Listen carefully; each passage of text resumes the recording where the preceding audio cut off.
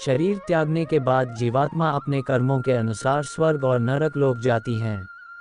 आज हम आपको गरुड़ पुराण में बताई गई वैतरणी नदी के बारे में बताने जा रहे हैं। वैतरणी नदी यमपुरी के मार्ग में पड़ने वाली एक नरकगामी नदी है, जिसकी यातनाएं बहुत भयानक बताई गई हैं। हिंदू धर्म में 18 पुराणों में से एक गरुड़ पुराण है, जिसमें भगवान विष्णु और पक्षीराज गरुड़ जी का संवाद विस्तार पूर्वक वर्णित है। गरुड़ पुराण में सनातन धर्म से जुड़ी कई सारी विधियों, नियमों, कर्मकांडों आदि के बारे में बताया गया है। इस पुराण में जीवन और मृत्यु का अटल सत्य भी बताया गया है और इसमें यह भी बताया गया है कि मृत्यु के बाद जीवात्मा जब शरीर त्यागती है तो उसे स्वर्ग और नरक लोक की प्राप्ति कैसे उसके किए गए कर्मों के अनुसार होती है। आज हम आपको इस गरुड़ पुराण के अनुसार वैतरणी नदी के बारे में बताएंगे। यह नदी दुष्ट और पाप कर्म करने वाले लोगों के लिए अति भयानक है। इसे पार करना मृत्यु के कष्ट से भी कई गुना अधिक कष्टकारी है। लेकिन सभी के लिए यह वैतरणी नदी इतनी कष्टकारी नहीं है। अच्छे कर्म करने वाली जीवात्माओं के लिए ये शांत और सरल है। तो आइए जानते हैं, मृत्यु के बाद जब जीवात्मा यमलोक जाती हैं तो बीच में पड़ने वाली यह वैतरणी को कैसे पार करती हैं।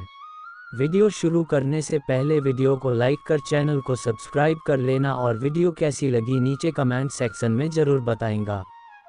तो चलो वीडियो शुरू करते हैं। गरुड़ पुराण अनुसार कैसी है वैतरणी नदी। गरुड़ पुराण के अनुसार जो पापी जीव आत्माएं यमलोक के मार्ग को जाती हैं, उनको इस मार्ग के बीच वैतरणी नदी पार करनी पड़ती है। यह नदी अत्यंत भयानक है, कई योजन लंबी है। इस नदी में घोर अंधकार है। आग की तरह खोलती हुई यह नदी अनेक प्रकार की दुर्गंध सहित पदार्थों से भरी हुई है। लाल रक्त से रहित इस नदी को पापी जीवात्माएं पार करने से घबरा उठती हैं।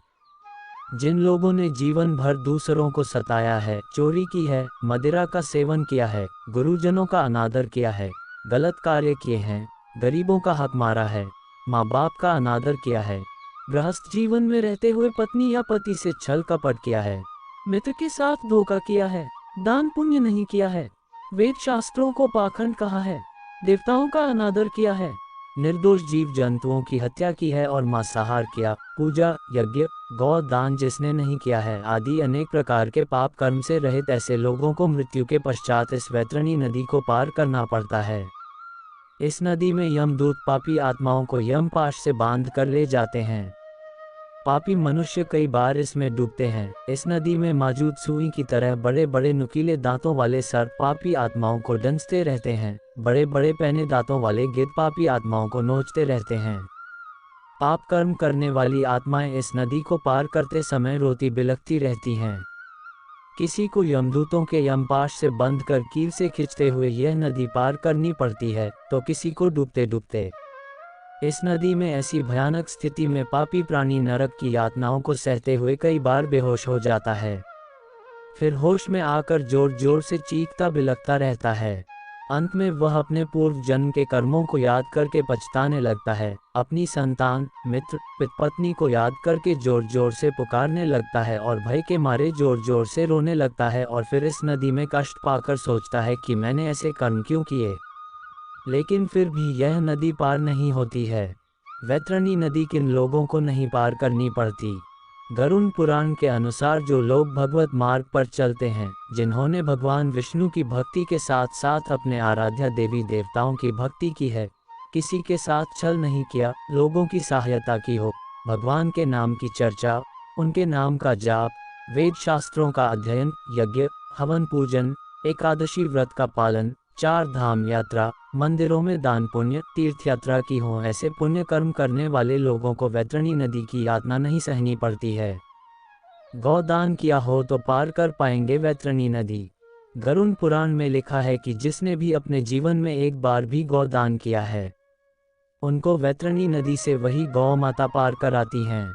पुराण में बताया गया है कि जब जीवात्मा वैतरणी नदी के पास पहुंचती हैं, तो उस नदी के तट पर वही गौ माता प्रकट होती हैं जिनका दान आपने अपने जीवन काल में किया है, और फिर जीवात्मा उनकी पूंछ को पकड़कर बिना किसी यातना को भोग कर सीधा वैतरणी नदी पार कर पाती हैं। लेकिन गौ दान करते समय इस बात का ध्यान रखें कि गौ माता को उसी जगह दान करें जहां उनकी जीवन पर्यंत सेवा हो सके। गौशाला में उनकी देख रेख हो सके। ऐसी जगह गौ दान न करें जहां गौ माता को कष्ट भोगना पड़े, वरना उस पाप का स्वयं भुगतान आपको भोगना पड़ता है।